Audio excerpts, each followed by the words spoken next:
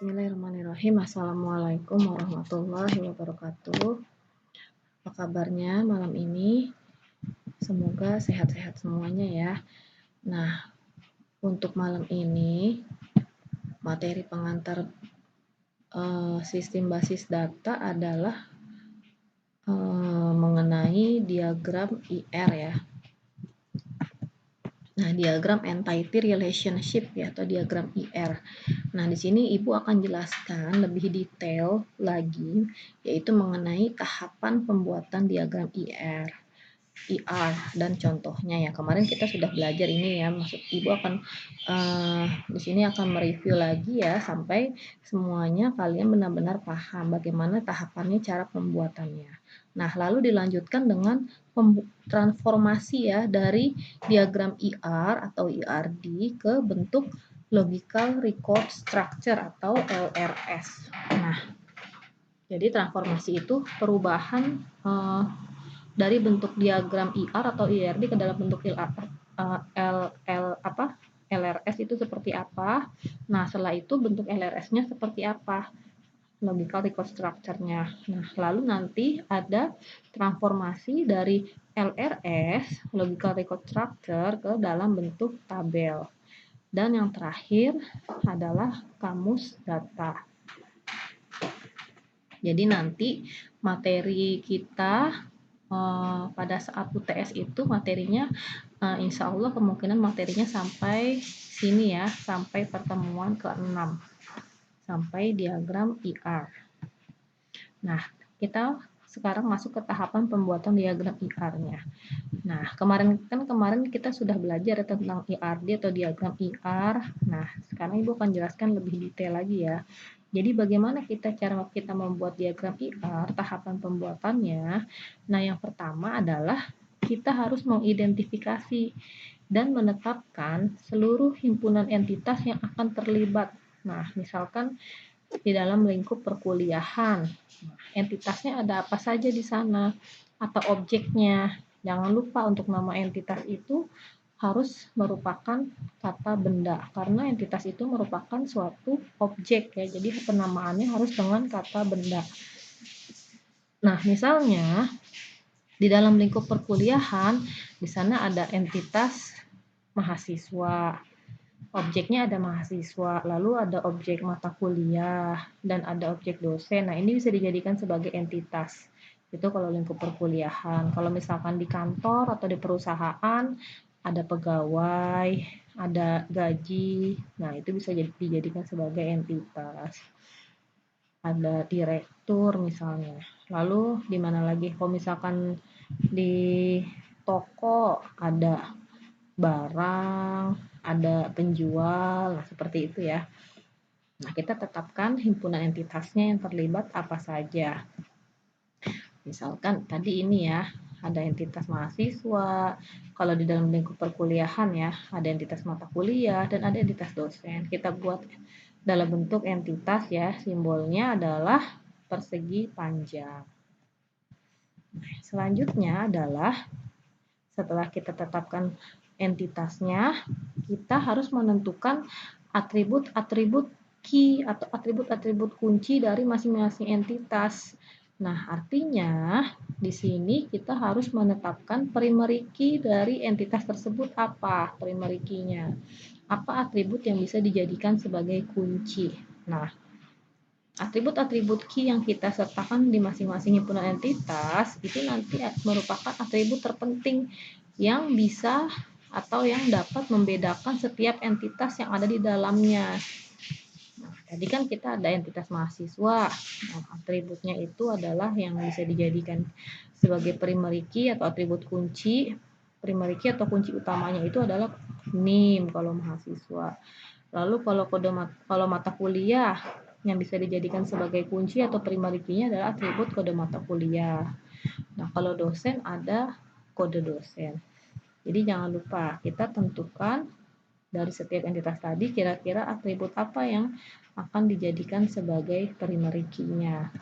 Nah, yang selanjutnya mengidentifikasi dan menetapkan seluruh himpunan relasi di antara himpunan entitas-entitas di antara himpunan entitas yang ada.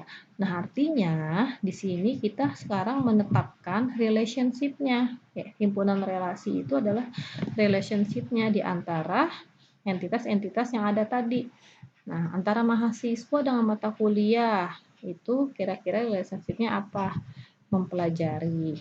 Antara dosen dengan mata kuliah itu entitasnya adalah relationship-nya adalah mengajar. Dosen mengajar mata kuliah diajar oleh dosen. Ya, bisa seperti itu ya cara bacanya. Mahasiswa mempelajari mata kuliah dipelajari oleh mahasiswa. Nah, kita tetapkan relationship-nya. Udah nih, kita sudah tetapkan relationship-nya ya. Tadi primary key-nya juga udah ada. Nah, yang selanjutnya kita menentukan cardinality-nya atau kardinalitas relasi untuk setiap himpunan relasinya yang minggu lalu sudah Ibu jelaskan ya. Cardinality kan ada 3 ya. Kardinalitas relasi ada one to many, one to one, sama many to many. Ya, one to many satu ke banyak, satu ke satu, one to one, dan many to many banyak ke banyak. Nah, kita buat seperti ini. Nih, coba perhatikan penulisannya harus seperti ini ya, diagram IR-nya. Untuk kardinalitasnya itu hurufnya itu harus disertakan di sini. Nah, antara mahasiswa mempelajari mata kuliah itu hubungannya kardinalitinya adalah many to many. Maka di sini M, di sini N, many to many artinya. Nah, antara dosen mengajar mata kuliah itu kardinalitinya adalah one to many. One-nya di sini di dosen dan M-nya, many-nya di mata kuliah. Jadi, penulisan kardinalitinya itu harus dituliskan di dalam diagram IR-nya ya. Catat nih. Nah, jadi penulisan untuk kardinalitinya harus dituliskan di dalam diagram IR-nya. Jadi nggak perlu dijelaskan di bawahnya di sini dituliskan lagi, nggak perlu dijelaskan lagi, dijelaskan lagi di bawahnya. Nah, dituliskan saja kardinalitinya itu adalah di diagram IR-nya seperti ini. Antara dosen mengajar mata kuliah itu adalah one to many. One-nya di dosen, many-nya M-nya di mata kuliah. Dan antara mahasiswa mempelajari mata kuliah itu adalah many to many. M-nya di mahasiswa, N-nya di mata kuliah. Nah, bagaimana cara membacanya? Maaf, ini kepencet ya. Bagaimana cara membacanya? Nah, cara membacanya adalah satu dosen, kalau one to many itu kan kemarin berarti satu dosen dapat mengajar banyak mata kuliah.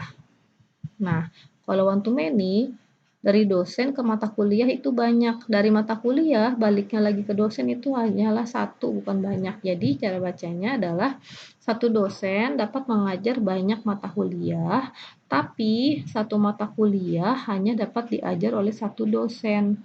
Jadi one to many seperti itu ya.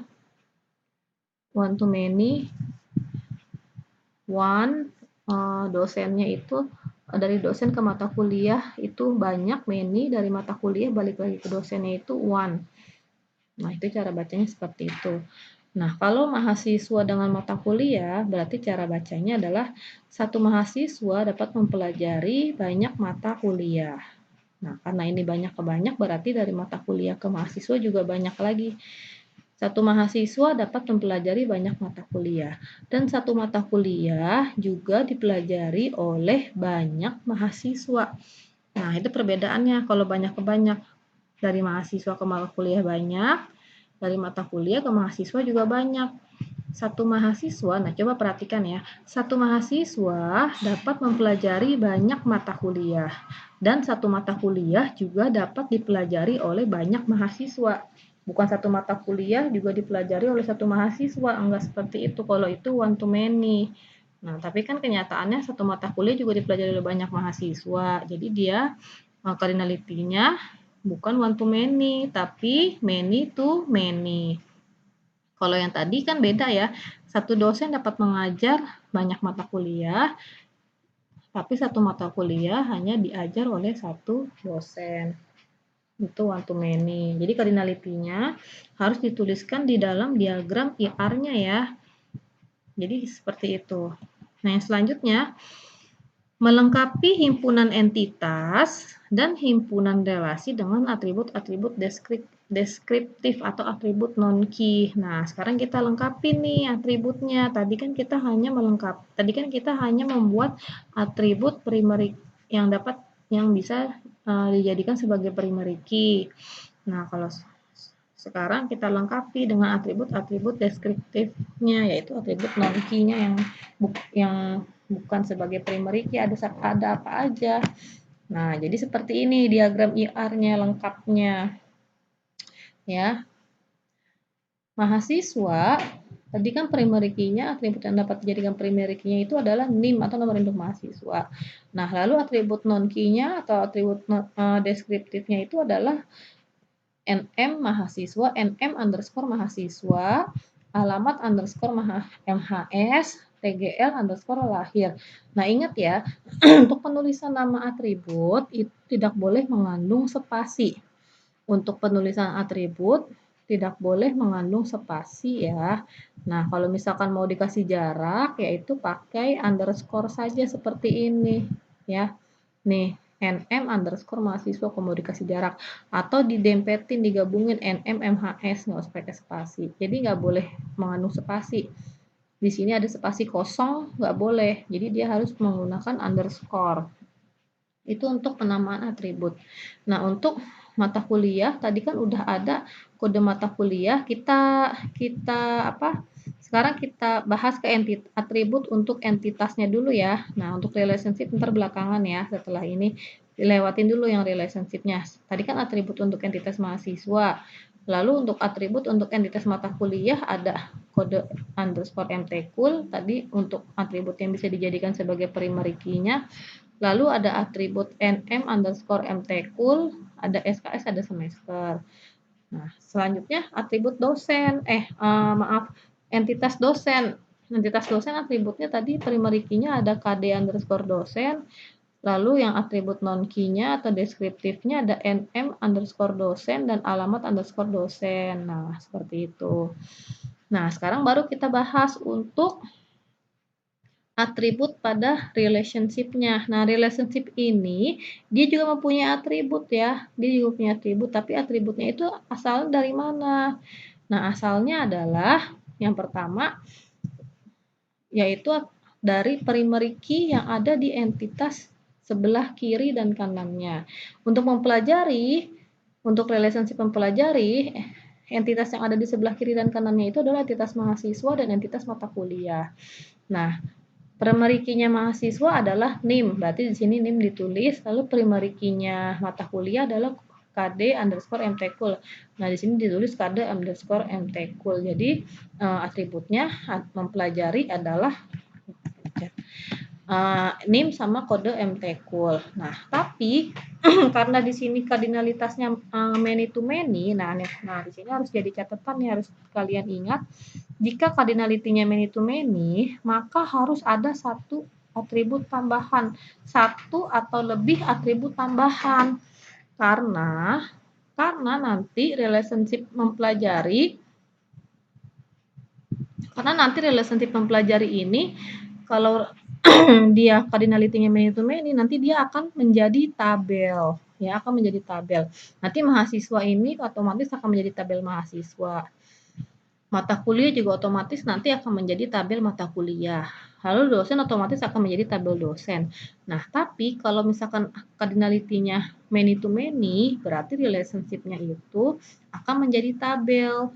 Nah, berarti harus ada atribut tambahan, boleh satu atau lebih. Nah, di sini mahasiswa mempelajari mata kuliah, kardinalitinya kan many to many ya, berarti harus ada satu atribut tambahan atau lebih, boleh lebih dari satu, minimal satu. Selain NIM dan kode mtkul, yaitu ada tambahan lagi satu atribut di sini, yaitu indeks nilai. Jadi untuk relationship mempelajari itu atributnya adalah NIM, kode mtkul, dan indeks nilai. Nah, jelas ya. Nah, sekarang kita ke relationship mengajar nih. Nah, relationship mengajar ini kan Cardinality-nya one to many. Kalau cardinality-nya one to many berarti nanti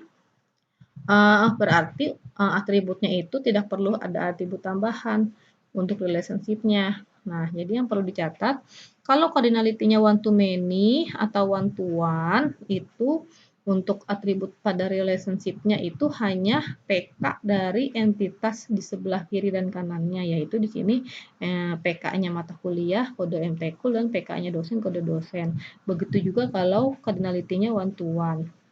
Nah, kalau many to many berarti dia harus ada satu atribut tambahan, yaitu di sini indeks nilai. Kalau tidak ada, kalau one to many dan one to one, PK-nya atributnya itu untuk relationship adalah PK dari entitas di kiri dan kanannya ya.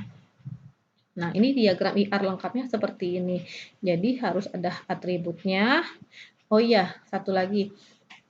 Untuk primary key-nya atau atribut yang bisa dijadikan kunci atau key-nya itu harus kita kasih garis bawah. Nah, di sini kan kita perhatiin NIM dikasih garis bawah, kode MTKUL dikasih garis bawah, digaris bawahi ya, kode dosen digaris bawahi. Nah, ini kan menandakan bahwa atribut ini dijadikan sebagai primary key atau kunci utama. Jadi atribut yang dijadikan sebagai PK itu harus digaris bawahi ya, atau bisa kita kasih tanda bintang di sebelah kanan pojok kanan atasnya. Boleh digaris bawahi atau dikasih tanda bintang ya. Salah satu aja. Nah, kalau mahasiswa kan NIM, jadi NIM digaris bawahi. Mata kuliah kan kode MTKUL, jadi harus digaris bawahi. Dan dosen adalah kode dosen, primary key jadi harus digaris bawahi. Nah, untuk relationship mempelajari dan mengajar, mengapa di sini harus digaris bawahi NIM dan kode MTKUL? Begitu juga kode matkul dan kode MTKUL dan kode dosen. Nah, di sini NIM dan kode MTKUL dia sebagai apa nih statusnya di relationship mempelajari? Dia sebagai atribut di relationship mempelajari untuk NIM dan kode MTKUL, tapi di sini dia bukan sebagai primary key ya. Dia bukan sebagai kunci utama, tapi di sini dia sebagai foreign key. Nah, masih ingat ya kemarin kan ada jenis-jenis kunci atau key ya, ada primary key, ada foreign key. Nah, yang dinamakan foreign key adalah seperti ini contohnya. NIM dan kode mata kuliah di relationship mempelajari dia sebagai FK atau foreign key. Nah, foreign key itu apa? Ada yang masih ingat? Nah, foreign key itu adalah kunci asing. Nah, kunci asing atau FK. Nah, kunci asing itu maksudnya apa? Jadi sebenarnya atribut NIM itu merupakan primary key di tabel lain atau primary key di entitas lain. Nah, artinya bahwa si NIM ini sebenarnya merupakan primary key di entitas mahasiswa. KD MTKUL sebenarnya merupakan primary key di entitas mata kuliah. Tapi di relationship mempelajari dia bukan sebagai primary key, dia sebagai foreign key atau kunci asing. Nah, di sini fungsinya FK adalah untuk mengaitkan dari tabel mempelajari, nanti mempelajari ini akan jadi tabel sendiri ya, tadi seperti yang sudah Ibu jelaskan, karena dia relasinya many to many, jadi nanti relationship-nya akan menjadi tabel. Jadi untuk mengaitkan atau untuk mengambil data, ya data NIM yang ada di tabel mahasiswa, gitu di sini dikaitkannya seperti ini. Atau untuk mengambil data mata kuliah di tabel mata kuliah. Jadi fungsinya foreign key itu untuk sebagai pengait hubungan antar tabel ya. Nah, begitu juga dengan dosen sama mata kuliah. Nah, ini relationship pengajaran nanti tidak akan jadi table karena dia di sini one to many. Nanti akan Ibu jelaskan selanjutnya di bagian transformasi ya. Nah, ini kalau one to many berarti primary key-nya si relationship pengajar hanya kode MTKUL dan kode dosen, tidak ada atribut tambahan. Nah, seperti itu. Tapi dia tetap harus digarisbawahi di sini. Dia di sini statusnya kode MTKUL dan kode dosen adalah sebagai foreign key dan harus digarisbawahi juga seperti primary key. Ya. Jelas ya. Jadi diagram IR yang lengkap itu adalah seperti ini. Ada atribut, ada cardinality, ada entitas, ada relationship-nya. Nah, selanjutnya adalah sekarang kita masuk ke poin yang kedua yaitu transformasi dari IRD ke LRS. Nah, sekarang coba kalian perhatikan nih, transformasi dari diagram IR ke LRS. LRS itu adalah logical record structure, cikal bakal yang nanti akan dijadikan sebagai tabel. Nah, di sini transformasinya yaitu adalah kita dengan menggunakan garis putus-putus seperti ini. Nah, kita kotakin putus-putus nih. Di sini kita lihat dari cardinality-nya. Tadi kan antara mahasiswa dan mata kuliah itu mempelajari mata kuliah cardinality-nya many to many ya, M sama N many to many. Nah, kalau many to many berarti entitasnya itu yang M akan jadi tabel, jadi dia harus dikotakin seperti ini, harus dikasih garis putus-putus dikotakin. Si entitas mahasiswa harus yang entitas mahasiswa harus kita kotakin putus-putus. Ini menandakan bahwa nanti entitas mahasiswa akan jadi tabel mahasiswa. Lalu mempelajari. Nah, mempelajari karena di sini cardinality-nya many to many, maka relationship mempelajari juga jadi table. Ya, jadi harus kita kotakin putus-putus juga. Nah, untuk mata kuliah dan dosen mengajar mata kuliah. Nah, di sini perhatikan cardinality-nya bukan many to many tapi one to one. Jadi untuk yang cardinality-nya one to one dan one to many itu relationship-nya itu nanti akan ikut ke entitas yang many atau entitas yang banyak. Nah, perhatikan ya. Untuk one to many relationship-nya itu pada saat ditransformasi dari diagram IR ke LRS, relationship-nya itu ikut ke entitas yang many. Nah, seperti ini. Dosen mengajar mata kuliah.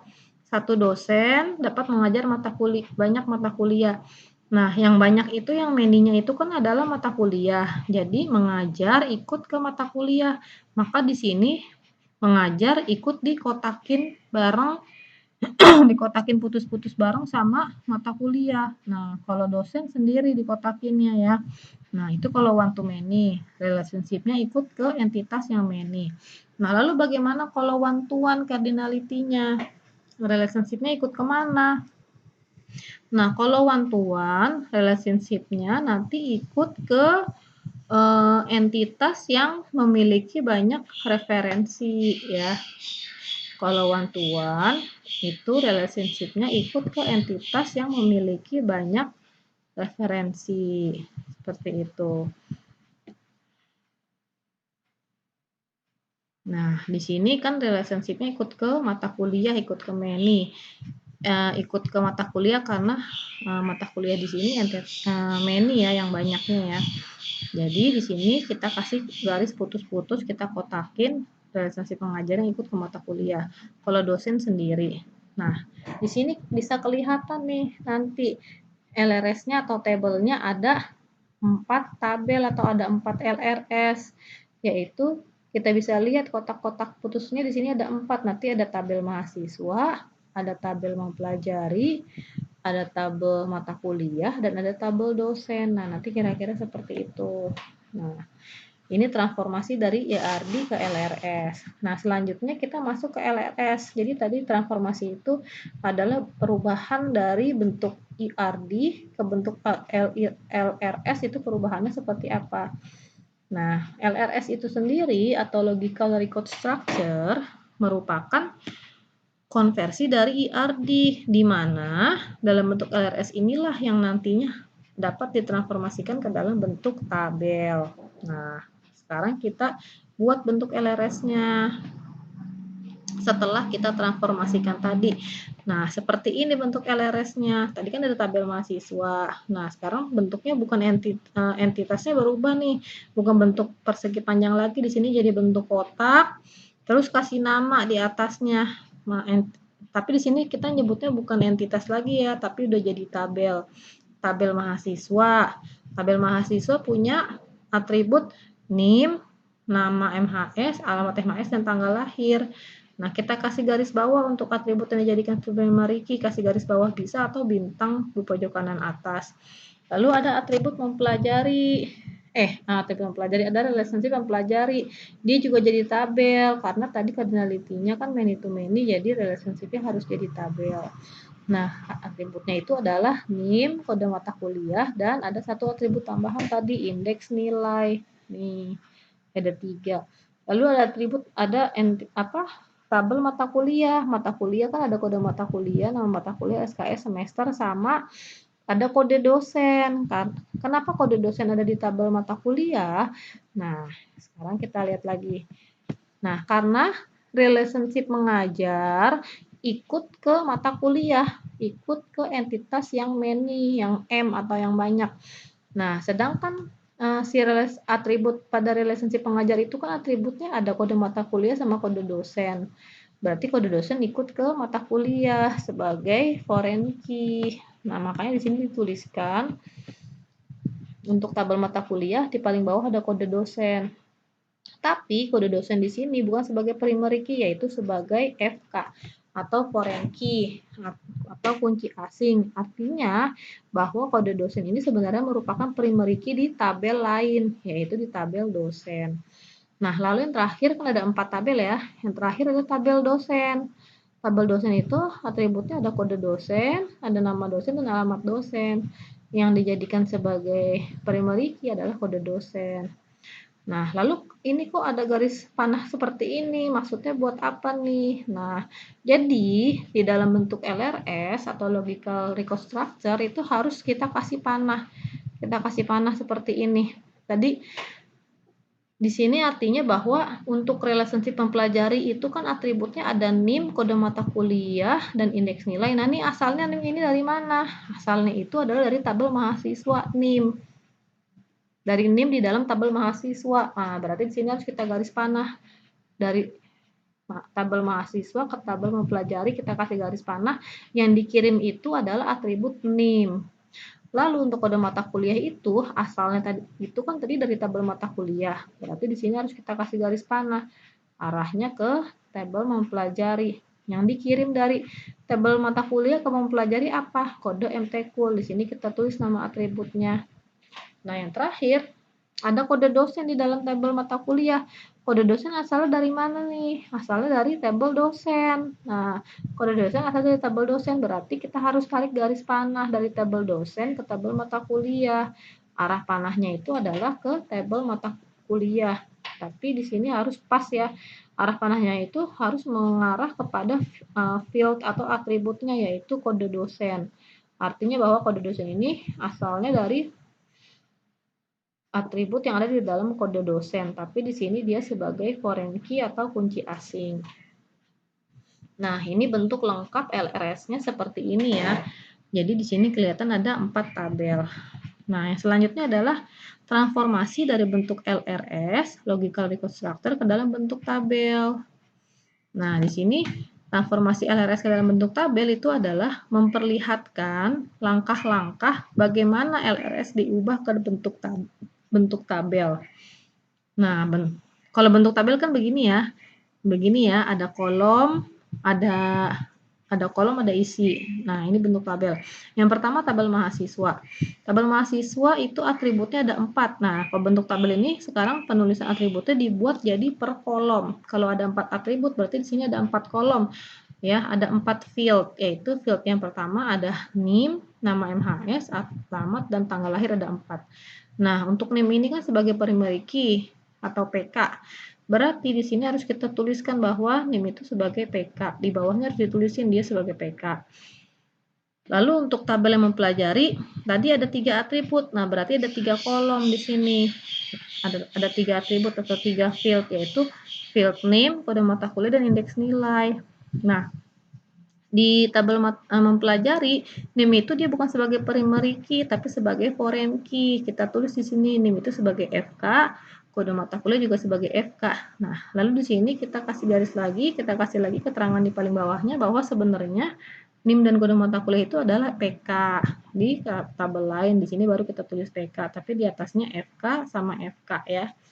Nah, untuk tabel mata kuliah seperti ini ya. Tadi tabel mata kuliah itu isinya ada kode mata kuliah, nama MTKUL atau mata kuliah, SKS, semester, dan kode dosen. Ada 5 kolom ya. Ada 5 atribut, jadi ada 5 kolom ya. Jadi kita buat di sini fieldnya ada 5 ya. Atribut atau field. Ada kode mata kuliah, dia sebagai PK. kita tuliskan di bawahnya di sebagai PK. Ada nama mata kuliah, SKS, semester, dan ada kode dosen. Nah, kode dosen di sini dia sebagai FK atau foreign key ya, bukan sebagai FK ya, bukan sebagai PK, maksudnya dia sebagai FK, yaitu sebagai foreign key atau kunci asing. Karena sebenarnya kode dosen ini merupakan primary key di tabel dosen atau tabel lain, yaitu tabel dosen. Nah, yang terakhir ada tabel dosen. Tadi dosen itu punya 3 atribut, berarti kalau dirubah ke dalam bentuk tabel menjadi bentuk kolomnya itu ada 3 kolom, yaitu ada kode dosen, nama dosen, dan alamat dosen. Nah, PK-nya itu adalah kode dosen. Di sini harus dituliskan PK-nya. Nah, ini transformasi dari LRS ke dalam bentuk tabel. Jadi, dibuat dalam bentuk tabel, yaitu yang terdiri dari baris dan kolom ya kalau tabel. Jadi, ada 4 tabel. Nah, terakhir adalah kamus data. Nah, kamus data itu berisi daftar atribut yang diapit kurung kurawal ya. Jadi, nanti daftar atributnya itu harus di dalam kurung kurawal. Lalu, atribut yang berfungsi sebagai key juga dibedakan dengan yang bukan key. Jadi atribut yang berfungsi sebagai key atau sebagai primary key ini harus kita bedain, yaitu dengan cara digaris bawahi atribut tersebut. Yang pertama tadi kan ada mahasiswa ya tabelnya ya. Mahasiswa ada atributnya apa aja? Ada NIM, koma, jangan lupa kurung buka kurawal dulu. Terus atribut yang pertama ada NIM. Karena dia sebagai primary key, maka dia harus digaris bawahi seperti ini. Baru koma, atribut yang selanjutnya NM-MHS, koma, alamat MHS, koma, TGL underscore lahir. Jangan lupa tutup kurung kurawal. Nah, seperti itu ya kalau kamus data. Nama atributnya ditulis di dalam kurung kurawal. Yang kedua ada tabel mata kuliah. Tabel mata kuliah kan ada kode mata kuliah, koma, nama mata kuliah, dan SKS semester. Nah, tadi yang jadi primary key-nya kode MTQ berarti harus digaris bawahi. Lalu ada tabel dosen. Tabel dosen itu adalah kode dosen, nama dosen, dan alamat dosen. Yang jadi primary key-nya adalah kode dosen, jadi harus digaris bawahi. Yang terakhir ada tabel mempelajari, yaitu atributnya NIM, kode mata kuliah, dan indeks nilai. Dan NIM dan kode mata kuliah itu dia sebenarnya PK di tempat lain, jadi tapi di sini sebagai FK, berarti tetap harus digaris bawahi NIM, kode mata kuliah. Nah, jadi kamus data seperti ini ya, gampang ya, bisa ya. Nah, jadi itu tadi yang sudah Ibu jelaskan malam ini adalah mengenai tahapan cara pembuatan diagram IR, lalu transformasi dari bentuk IRD ke bentuk LRS-nya seperti apa. Nah, bentuk LRS-nya itu seperti apa.